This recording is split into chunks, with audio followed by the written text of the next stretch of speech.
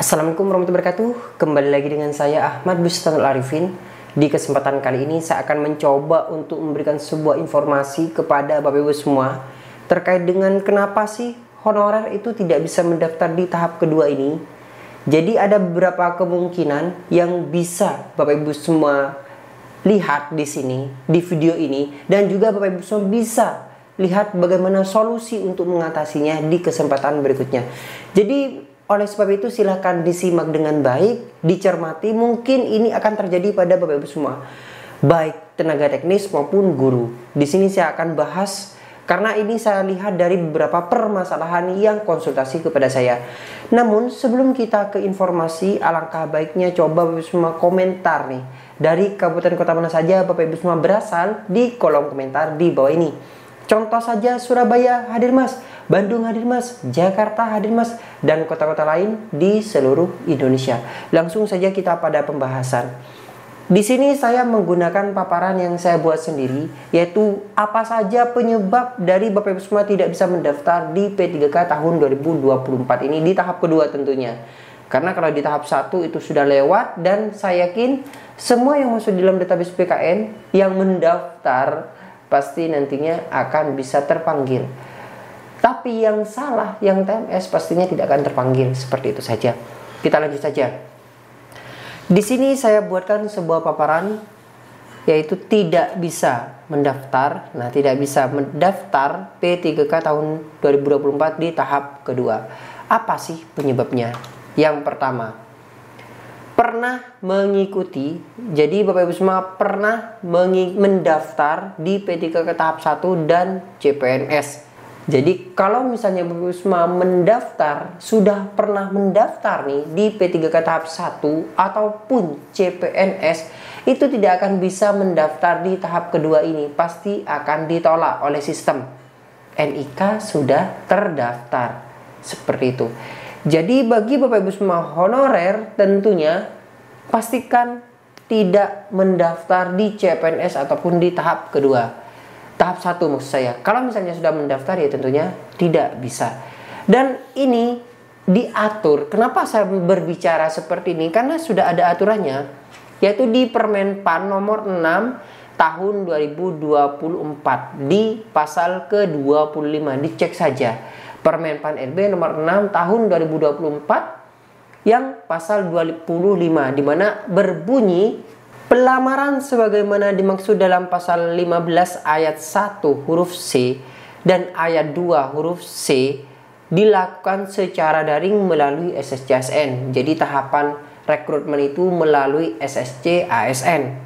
2. Pelamaran sebagaimana dimaksud pada ayat 1 dapat dikecualikan untuk pengadaan pegawai ASN tingkat instansi. Kita lanjut pada poin ketiga.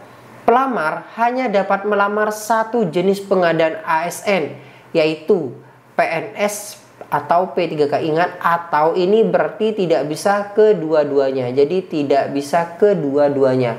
Atau berarti pilih salah satu pada tahun anggaran yang sama. Jadi di tahun anggaran yang sama itu tidak bisa mendaftar di keduanya. Kemudian pelamar sebagaimana dimaksud pada ayat 3 hanya dapat melamar pada satu instansi dan satu jenis jabatan dalam satu periode tahun anggaran. Nah, seandainya nanti di tahun 2025 ada rekrutmen lagi, semoga saja yang TMS bisa mendaftar di situ. Nah, nantinya itu bisa mendaftar kembali. Seperti itu Bapak Ibu semua. Tapi kalau misalnya di dalam satu anggaran ini, satu tahun anggaran tidak bisa. Dan juga kalau kita melihat pada UASN kan harus dituntaskan di tahun 2024 ini honorer. Tapi tidak seperti itu pada kenyataannya. Di lapangan itu lebih rumit sekali. Coba mungkin bapak-bapak di Menpan RB ataupun ibu-ibu di Menpan RB ataupun Komisi 2 DPR RI ataupun Komisi 10, silahkan cek saja yang saya sampaikan ini. Di bawah itu sangat rumit sekali. Tidak moro-moro langsung didok tahun ini sudah tidak ada honorer. Nah, tidak bisa karena banyak yang TMS dan juga banyak honorer yang tidak bisa mendaftar. Ingat itu. Coba komentar apakah benar ucapan yang saya buat ini. Kita lanjutkan. Dalam pelamar sebagaimana dimaksud pada ayat 3, diketahui pelamar lebih dari satu instansi atau jenis pengadaan atau satu jenis jabatan atau menggunakan dua nomor identitas kependudukan yang berbeda, yang bersangkutan dianggap gugur dan atau dikenakan sanksi sesuai dengan ketentuan peraturan perundang-undangan. Jadi itu nanti jangan sampai Bapak Ibu semua kena hukum dikarenakan melakukan sebuah tindakan kriminal ini. Nah, kita lanjut pada yang kedua. Di sini yang kedua mungkin lebih tepatnya kepada guru, di mana guru itu Bapak Ibu semua tentunya harus terdaftar di Dapodik. Nah, kalau misalnya belum terdaftar di Dapodik, nanti akan tampil seperti ini. Mungkin terjadi pada kasus Bapak Ibu semua di poin kedua ini. Coba komentar. Nanti Bapak Ibu semua di poin mana Bapak Ibu semua itu ada di video ini. Apakah poin 1, poin kedua, atau poin ketiga? Coba komentar di kolom komentar di bawah ini. Kita saling sharing. Nah, di sini kalau belum terdaftar di Dapodik nanti akan tampil nih kesalahan. Anda belum bisa mendaftar P3K Guru. Silakan menghubungi Helpdesk Kemdikbud di halaman https://guru-p3k.kemdikbud.go.id kontak-kontak. Nah, ini kita klik baiklah nantinya. Jadi Bapak Ibu semua misalnya muncul seperti ini, seandainya nih poin kedua Bapak Ibu semua terdaftar di Dapodik sebenarnya, namun muncul seperti ini, silahkan hubungi ini. Nah, Mas, bagaimana kita langkahnya untuk mengecek apakah masuk Dapodik atau tidak? Coba tanyakan kepada operator sekolah Bapak Ibu semua, apakah terinput Bapak Ibu semua, atau mungkin bisa minta cetak profil dari operator sekolah, operator Dapodik sekolah, nanti dicetakkan nih profilnya, bahwasanya Bapak Ibu semua telah mengajar di mapel apa, kemudian berapa jumlah jamnya, itu muncul di profil sekolah. Di sini muncul data Anda tidak ditemukan di dalam database data Kementerian Pendidikan, Kebudayaan, Riset dan Teknologi berdasarkan nomor induk kependudukan. Jadi kan di Dapodik itu kan penginputannya adalah NIK tentunya yang terintegrasi dengan Disdukcapil. Dan di sini juga bisa menghubungi ULT Kemdikbud, dan juga Bapak Ibu semua bisa cek di nomor yang ada di sini. Nah, itu yang kedua. Jadi yang pertama Bapak Ibu semua pernah mendaftar di kedua tahapan yang sebelumnya, yang kedua belum masuk di Dapodik.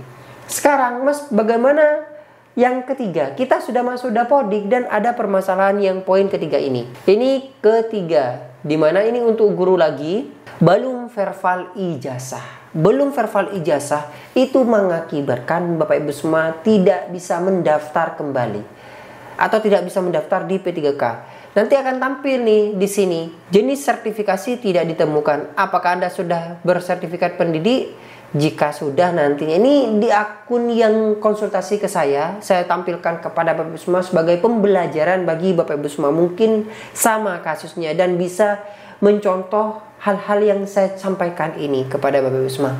Nah, di sini ternyata pendidikannya itu ketika kita klik di sini itu tidak tampil. Jadi tidak tampil nih. Ketika kita pilih pendidikan tidak muncul. Pilihannya itu menunya tidak muncul. Apakah kita mapel apa itu tidak muncul. Jadi begitu pula juga jabatannya di sini tidak tampil. Nah, ini tandanya Bapak Ibu semua masih belum melakukan sebuah verbal ijazah. Di sini juga dijelaskan bahwasanya data pendidikan Anda tidak terdapat di Dapodik. Silakan perbaharui data Anda di Info GTK Kemdikbud pada Info GTK. Jadi ketika kita klik di sini nanti akan diarahkan ke Info GTK. Proses verifikasi dan validasi pendidikan membutuhkan waktu lebih mulai dari 10 menit hingga paling lambat 3 kali 24 jam. Silakan login SSCSN kembali. Jadi mumpung masih sekarang, karena ini prosesnya tidak hanya di Bapak Ibu semua, Bapak Ibu sendiri. Jadi ini memerlukan dinas. Bagi yang belum verbal ijazah, silahkan lakukan verbal ijazah. Ingat, silahkan lakukan verbal ijazah. Di mana verbal ijazah ini Bapak Ibu semua, kalau misalnya menggunakan API, nah itu yang menyetujui adalah Kemdikbudristek. Tapi kalau misalnya menggunakan unggah berkas, unggah dokumen, itu yang menyetujui adalah Dinas Pendidikan. Perlu digarisbawahi. Ini perlu disampaikan di kesempatan berikutnya saja, karena ini waktunya nanti akan terlalu lama. Jadi seperti itu. Yang pertama adalah belum masuk, sudah pernah mendaftar baik P3K maupun CPNS di periode sebelumnya. Kedua adalah Bapak Ibu semua belum masuk Dapodik. Ketiga, belum verbal ijazah. Dan yang keempat, Bapak Ibu semua itu sudah memverbal ijazah, namun pendidikannya itu tidak muncul. Nah, ini yang perlu kita koreksi kembali. Di sini untuk yang poin keempat ini tidak ada formasi atau formasi salah atau jenis pendidikan salah di sini. Ini masih saya proses menanyakan kepada instansi terkait. Nanti jawabannya mungkin saya akan bahas di kesempatan berikutnya. Jadi nanti ini sebagai pembelajaran saja. Kalau yang tadi itu kan tidak muncul nih. Jadi jenis pendidikannya itu tidak bisa dipilih. Yang di sini itu bisa dipilih, namun di sini tidak ada. Seharusnya ini adalah sarjana pendidikan. Tapi di sini pendidikan agama Islam. Tapi di sini yang muncul adalah manajemen agama Islam dan juga D4 pendidikan agama Islam untuk jenis pendidikannya. Sedangkan jabatannya adalah guru ahli agama. Nah, yang bersangkutan ini karena tidak sesuai dengan ijazahnya, takut TMS, sehingga konsultasi ke saya dan saya mencoba untuk konsultasikan ke instansi terkait, tapi belum ada jawaban. Nanti kita tunggu saja seperti apa jawabannya. Jadi 4 poin ini saya yakin Bapak Ibu semua mengalami. Saya yakin, coba dah komentar di kolom komentar. Pasti mengalami hal ini. Oleh sebab itu silakan ikuti petunjuknya yang telah saya sampaikan barusan. Atau nanti kalau untuk terkait dengan verbal ijazah kita jelaskan di kesempatan berikutnya. Mungkin sekian informasi kali ini. Semoga informasi ini bermanfaat bagi Bapak Ibu semua. Bagi yang belum subscribe nih, silahkan subscribe channel ini, aktifkan notifikasi, dan jangan lupa untuk berkomentar di kolom komentar di bawah ini. Terima kasih. Wassalamualaikum warahmatullahi wabarakatuh.